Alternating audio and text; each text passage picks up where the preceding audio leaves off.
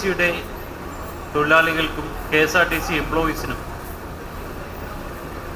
സമീപ കാലയളവിൽ ഏറ്റവും അധികം അവരുടെ ആനുകൂല്യങ്ങളും അതേപോലെ അവർക്ക് ആവശ്യമായിട്ടുള്ള ശമ്പളരേതര എല്ലാം ഡിസ്പേഴ്സ് ചെയ്ത ഒരു കാലഘട്ടമാണ് ബഹുമാനപ്പെട്ട ഗതാഗത വകുപ്പ് മന്ത്രിയുടെ നേതൃത്വത്തിൽ നടന്നുകൊണ്ടിരിക്കുന്നത്.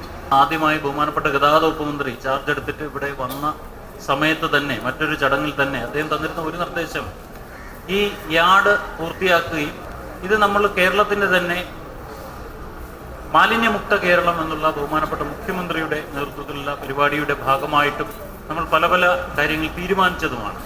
ആ സമയത്താണ് ഇങ്ങനെ ഒരു പദ്ധതി ആലോചിക്കുന്നത്. അപ്പോൾ എസ്റ്റിമേറ്റ് തുകയെക്കാളും വളരെ ചുരുങ്ങിയ രീതിയിൽ സ്വന്തമായി തന്നെ ചെയ്യാനുള്ള കാര്യങ്ങളാണ് നമ്മൾ ആലോചിച്ച് വന്നത്.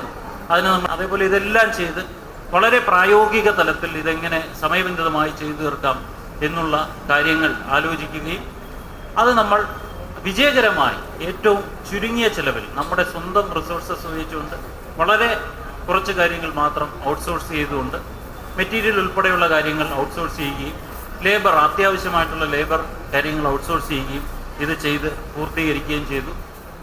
KSRTCക്ക് സ്വന്തമായി ഒരു നോഹൗ ഉണ്ട്. പല കാര്യങ്ങളും ലോകത്തുള്ള പല ആധുനികവൽക്കരണവും അതിൻ്റെ എൻജിനീയറിംഗ് വൈദഗ്ധ്യവും സ്വന്തമായി നടപ്പിലാക്കാനുള്ള കഴിവുള്ള ഒരു പ്രസ്ഥാനമാണ് KSRTC എന്ന് ഒരിക്കൽ കൂടി ആവർത്തിക്കുകയാണ്.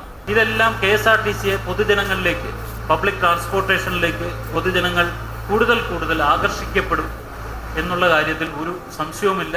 വരുന്ന ദിവസങ്ങളിൽ നമുക്ക് കൂടുതൽ ഇതേപോലെയുള്ള സംരംഭങ്ങളുമായി മുന്നോട്ട് പോകാൻ കഴിയുമാറാകട്ടെ എന്ന് ഒരിക്കൽ കൂടി ആശംസിച്ചുകൊണ്ട് ഈ മഹനീയമായ ചടങ്ങ് ഇവിടെ ഉദ്ഘാടനം ചെയ്തതായിട്ട് പ്രഖ്യാപിക്കുകയാണ്.